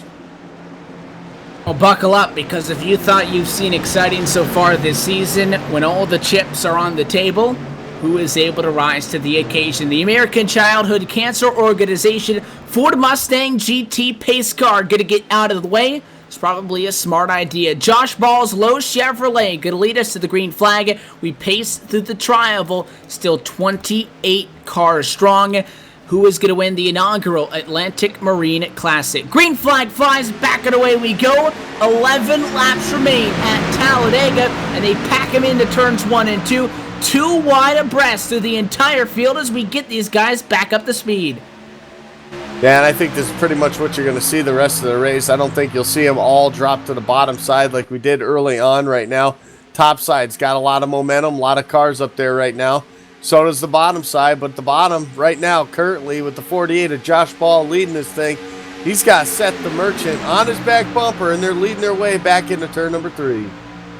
Top side led by Peterson. The inside led by that 48 of Josh Ball. There's a gap back, though, behind the 88 of Jorgensen. Third car line on the bottom. Look at the 42 of Seth the Merchant. Outside lane. He wants to go to victory lane for what would be a second time on the season. Is going to get clear at the start-finish line. Yes, sir. New leader at 10 laps to go. The 42 takes to the point, drops down in front of the inside lane, and now controls the bottom. Yeah, and I'm actually kind of surprised he dropped down in front, except maybe to block the 48. He's been working with Christian Peterson. Those guys, teammates, work well with each other on these plate tracks. Wofford, though, I guess you could say Seth the Merchant didn't leave him in bad hands. He's got, on the top side, Wofford right there behind Christian Peterson. Obviously a great plate driver with all the wins he's got through his career here at IA Super Speedway Series. But 3 wins on the season right now. That's 7. He wants to make it 4, but right now, that bottom side with the 42, the 48, and the 88, they're putting on a great show right now, all leading this thing. Top 3, single file. We saw DeMerchant run a part-time season, came into season 4, and was the favorite for the championship. Could not make it to the final round. He seeks his 5th career iSuper Speedway win, 2nd on the season, but he's got a lot going on. Big checkup behind him. Look at the 0-2. Mitchell Reeves falling like a rock in the middle of the pack after he just checked up in turn 2. The car got real tight on him, and I think he actually got on the brakes to avoid sliding up. That kicks him outside of the top 15 in about 25 seconds. Yeah, and he's going to need a lot of help to get himself back up into contention with this thing. At the line right here is going to be 8 laps to go here, so we're running out of time for guys like him that are back in the field. Right now, the top 7 guys starting to pull away from these little second pack of cars we got right now. It's a great battle, though, because the top side's got 4 cars, the bottom side's got 3. Who's it going to be? Who's going to have the momentum right now off of turn number 2? What a move by Chad Keene. He was able to get right on the bumper at 88. It's going to be a drag race back into turn 3. And they are bumper to bumper to bumper on the inside and bumper to bumper to bumper to bumper top side. It's 4 versus 3. That 94 of Bucilia right now working with the outside of the racetrack. Bad news for the Merchant is, though, it's a gap back to Josh Ball. Does the outside jump on it? Here comes Jorgensen. He needs a push from the 96. He can't get it. Oh, the 48. Such a big shot that he's going to lose a whole lot of speed. And Josh Ball down the drain he goes. Peterson assumes his spot, but not before the 88 gets clear. And Jorgensen back in front again. Yeah, and they're 3 wide just behind these guys. Chaburko splits the middle right there. Goes in between 2 race cars. He literally pushed back quick up out of the way in the 89 car.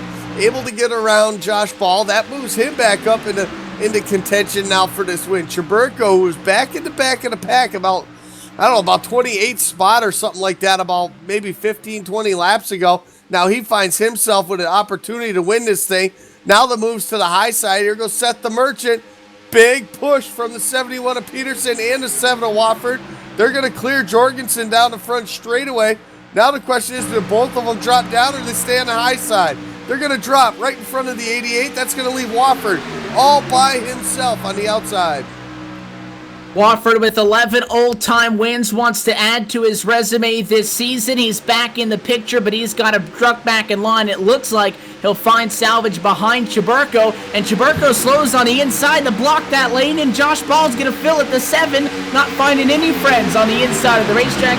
He stays pinned topside and would have to wait till the 96 of Chad Keene gets to him. Keene's working with Bontempi, but these guys now about half a second off of the race leaders, losing significant time that they really can't afford to lose. This time by the start-finish line inside of now what is 6 laps to go at the Talladega Super Speedway. DeMerchant's got it. Lap cars stay high. Everybody's able to get through. Jorgensen not giving up, though. He's got Frank Basilia working with him. If you want somebody on your bumper, how about the inaugural Ice Super Speedway champion? The 88's in a good spot. Big run down the back. Chaburko's there with him also. Yeah, that's 3 cars right there on the outside. You don't want to see in your mirror. And right now, the 88, Jorgensen going to drop back down to that inside lane. He's going to leave Frank Basilia up there with Chaburko. Chaburko's going to try to get that run. He pinches down, trying to get that side draft. Top 2 guys there on the outside. They're going to be able to hang with him for now. Where does Josh Ball go, though? Does he go to the high side to help them out, or does he ride along in the bottom? Jorgensen, again, leads him off into turn 1. The 2, 3, 4, and 5 all have wins on the season. To best that, if the 7 gets a nose in front of the 64 of Alex Hallinar, it is 2nd through 7th with wins. The experienced drivers, the drivers that have dominated this season 5, are taking over when those other drivers need it the most.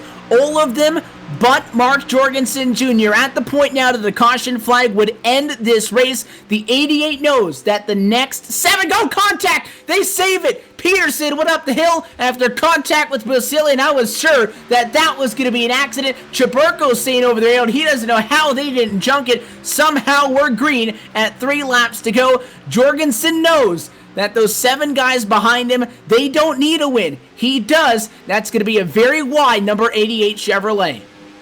Absolutely, and I don't blame him right now, top side, trying to get some momentum going. As the bottom side, it looks like Wofford actually gets pushed down to the bottom below the yellow line. That's going to drop him out of contention. Here comes the Merchant now to the back bumper, the 88, giving him a good shove into turn number 3.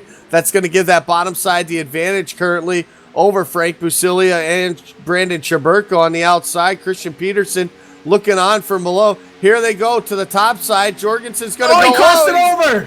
And they're going to split him 3 wide now at the stripe with 2 to go. The 42 just broke the ankles of Mark Jorgensen Jr. down to the apron as the 88 blocked him below the yellow line. They both come out, and now with no help contact, Jorgensen's in the wall. That's it. Up and over in turn 2. Where's the caution flag? There it is. This race is over, and as we wreck down the back straightaway, I think Seth the Merchant is going to be given the checkered flag.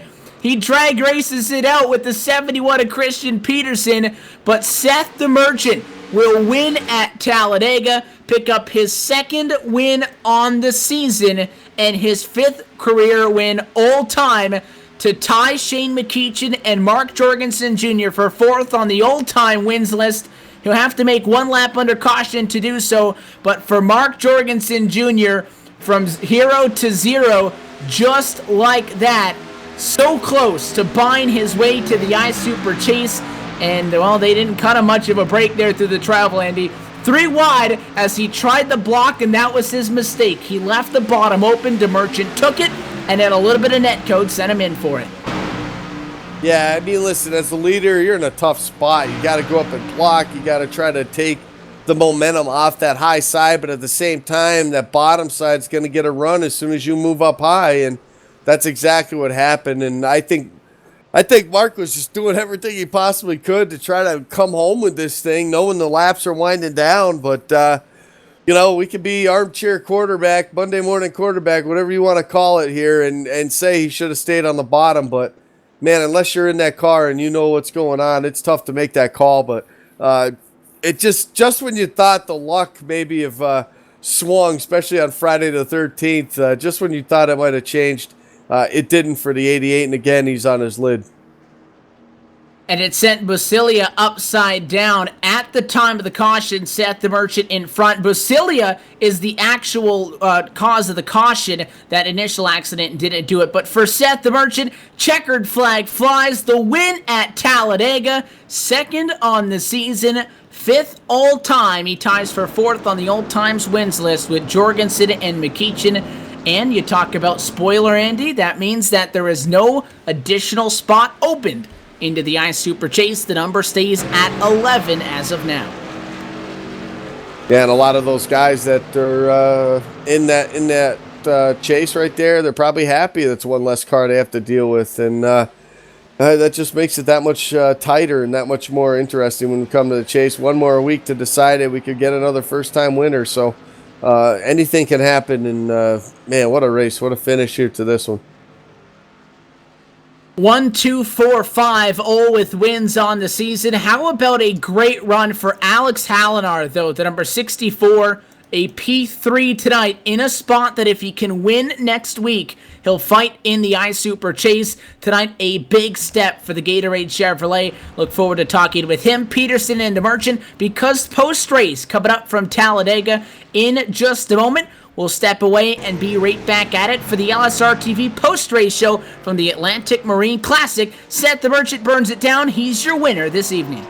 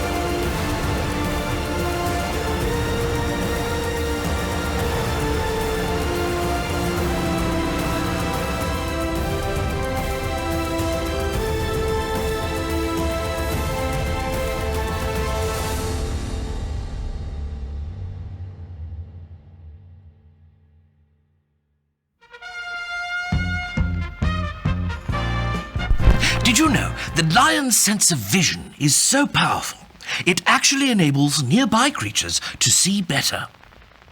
Here we see lions assisting the offspring of others, while their parents are elsewhere in the wild.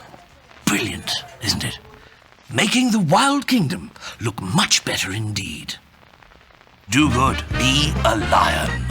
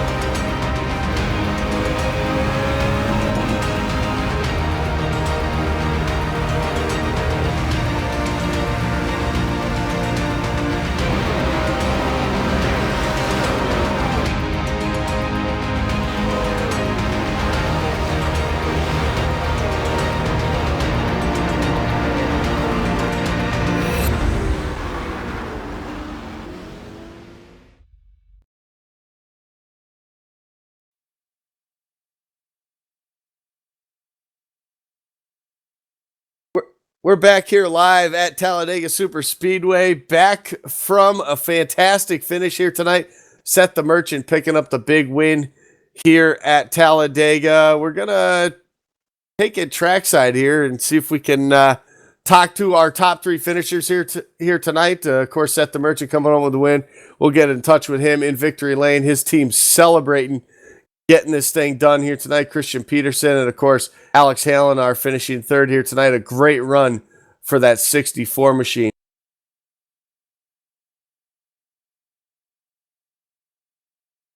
So we're back here. I'm gonna pull up right next here to the driver of the number 64 machine, Alex Halen. Alex, man, what a fantastic run tonight. Dodged a couple of big bullets there, and you found yourself right here on the podium at Talladega.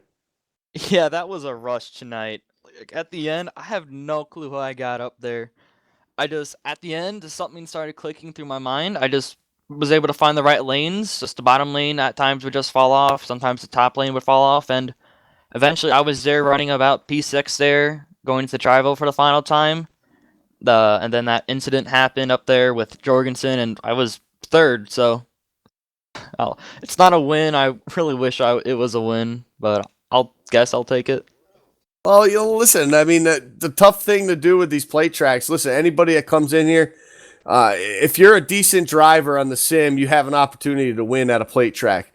Given the right circumstances, like you said, picking the right lane at the right time, being able to hold your line at times. These cars were getting tight off the corners, made it tough for the guys on the bottom to stay out of the top, the guys in that top lane. So, I mean, you put it that way, typically, you come in with a field like you guys have here at the iSuper Speedway Series. Anybody in this field could have won tonight.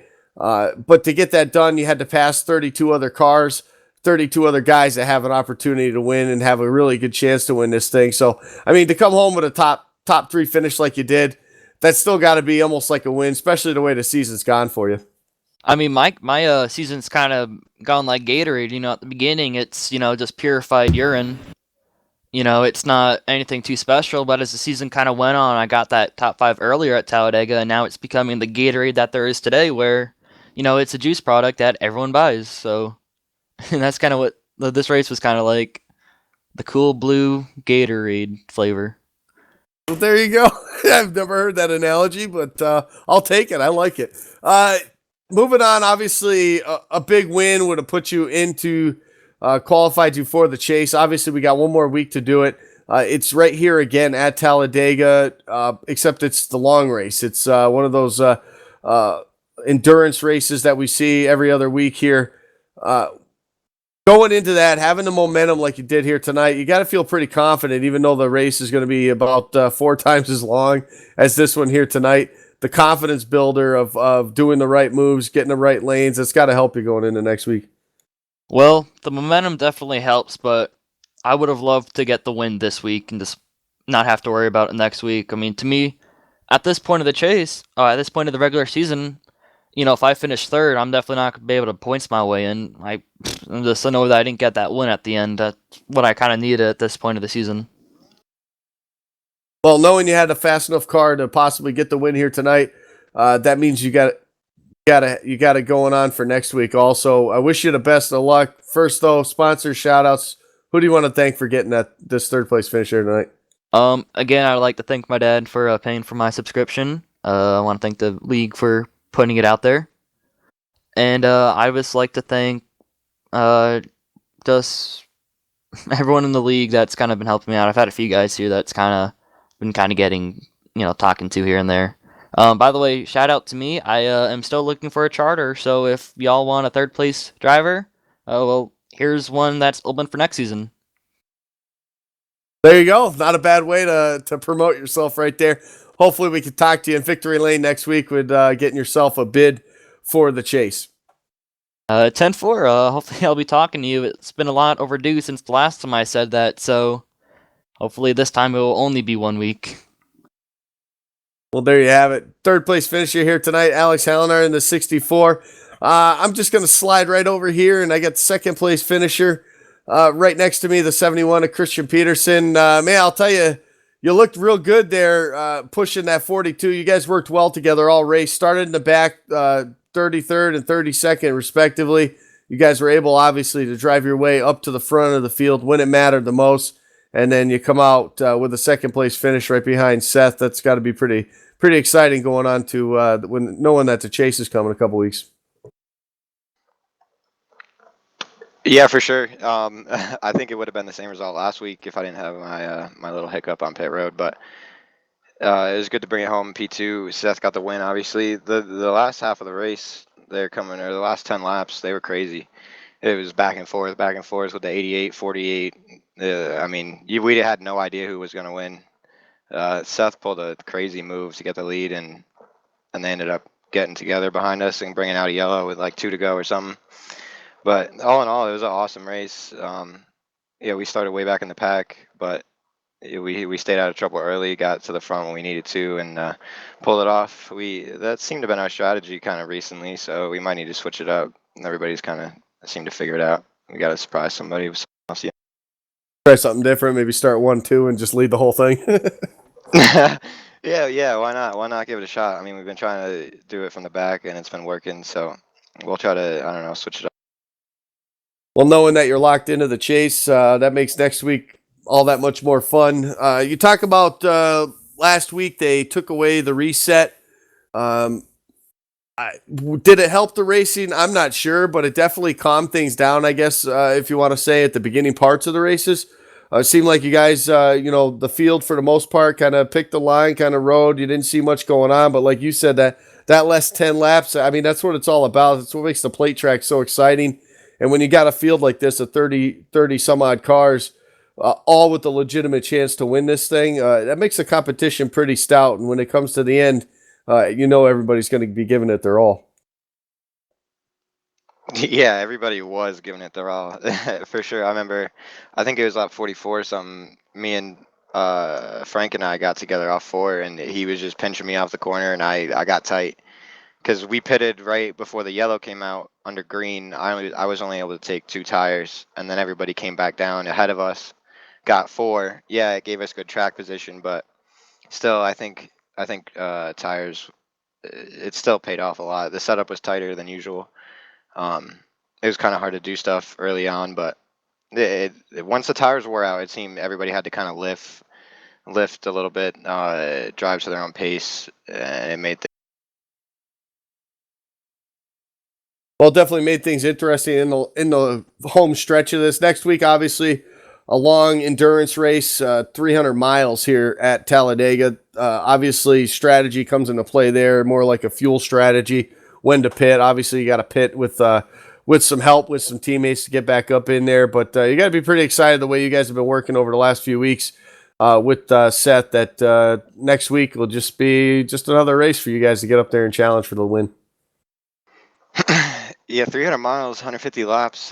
I don't know if we're going to be wanting to start 1 and 2. I don't know. But I'm never really good at qualifying, so I wouldn't count on that. But we'll see. Maybe we'll start up front. Maybe we'll play our strategy again in the back. Be easy the first 75 and come race the last. There you have it. Congratulations again. Any sponsor shout outs you want to give here for getting you here in the second place here tonight?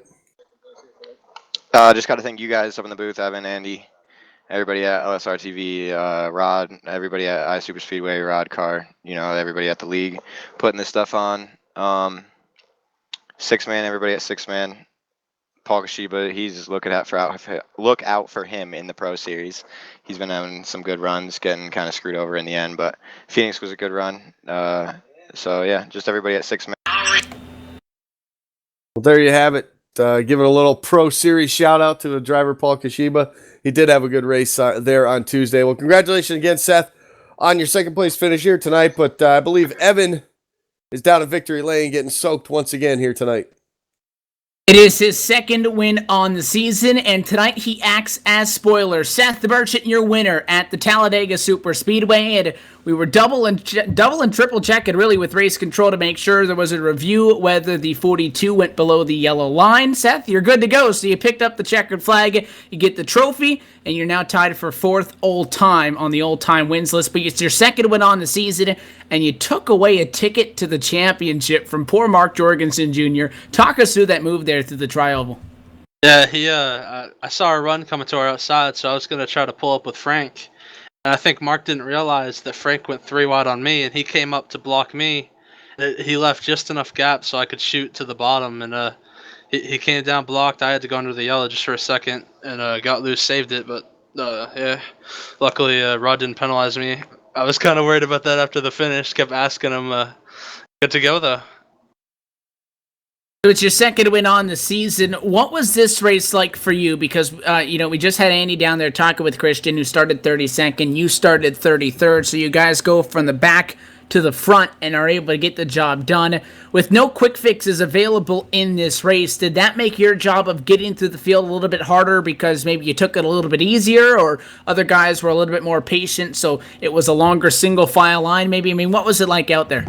It was a little bit more difficult, The first run we had before that first caution, we kind of just sat back there and rode just in case there was a caution. But then after that, we just slowly made our way up. Without that reset, you have to be a lot more careful because if they wreck, you don't have any second chances. So got to be careful. And we got that green flag pit stop, and we made up a bunch of positions with Josh Ball, and us three just rode together until we got the caution at the end.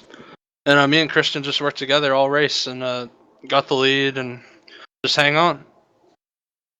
So we roll on to Talladega next week. It's the final race, though, on the regular season before we go championship racing. And, Rodney Wofford has been a little bit better than you this season, but by far and large, you were the favorite going into last season's championship, and you're one of the top 3 guys now, second highest on the chase grid with this second win going into the championship. With Talladega next week, though, Christian already into the chase as well. What's the objective for that final race of the regular season? I think I just want to help get CP a win, because he's pushed me to 2 wins now in a row, so I kind of owe him at least 1 here.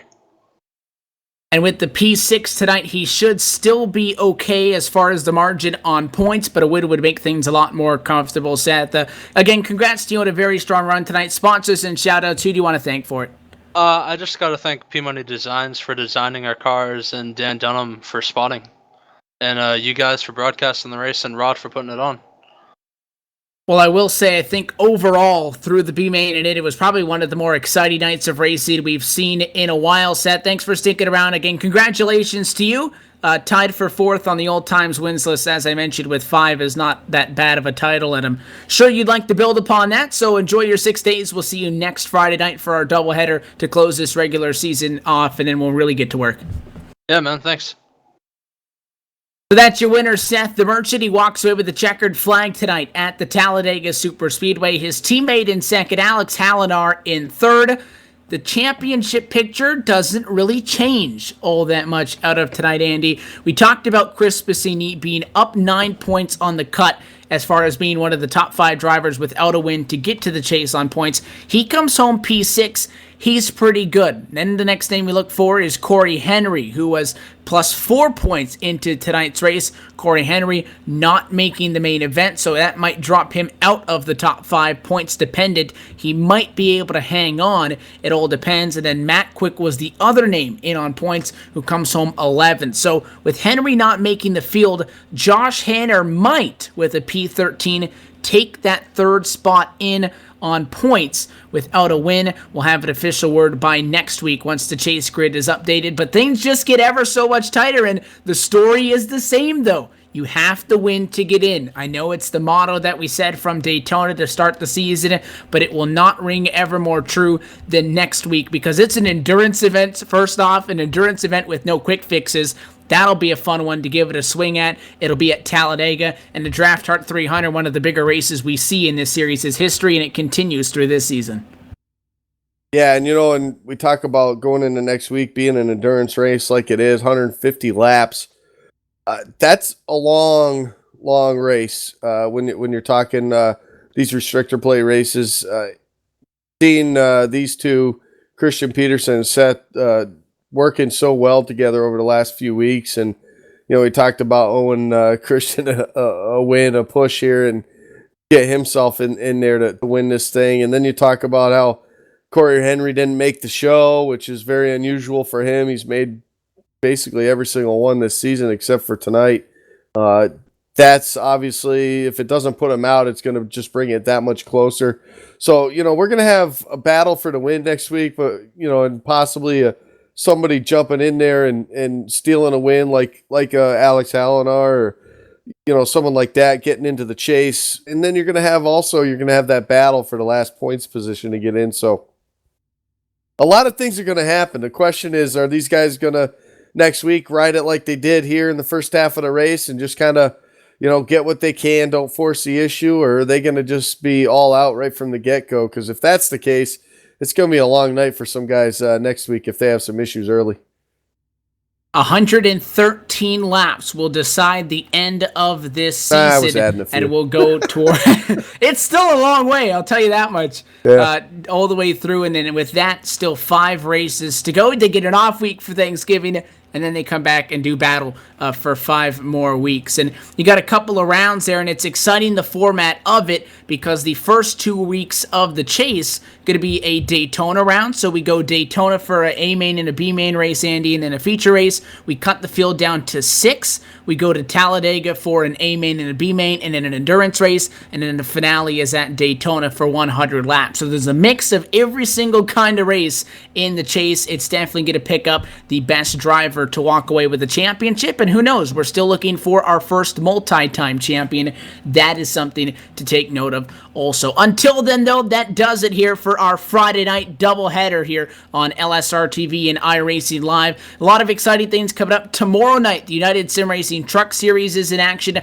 Monday, we have Phoenix, the final round in the round of 8 for the RSR Full Throttle Cup Series. Their championship is just 2 weeks away. We got the NASCAR iRacing.com Pro Series on Tuesday, Upstate Racing on Thursday. For a full lineup of broadcast information, you can go to livesimracing.com or facebook.com/LiveSimRacingTV. Check us out on social media. Make sure you guys stay up to date with everything. Until next time, on behalf of everybody at the iSuperspeedway.com Racing Series, the board of directors, Rod Flag, Frank Basilia, Josh Hanner, all of the drivers and the sponsors for these events, I encourage you to check them out once the season ends. Registration opens up. I know it's a little bit from now, but get ahead of the ball. Go to iSuperspeedway.com. They're also on social media. Their Twitter is at iSuperspeedway, and they're at facebook.com/iSuperspeedway. Check them out. Get out on track for season 6. The season 6 and season 7 schedules have been released on their website.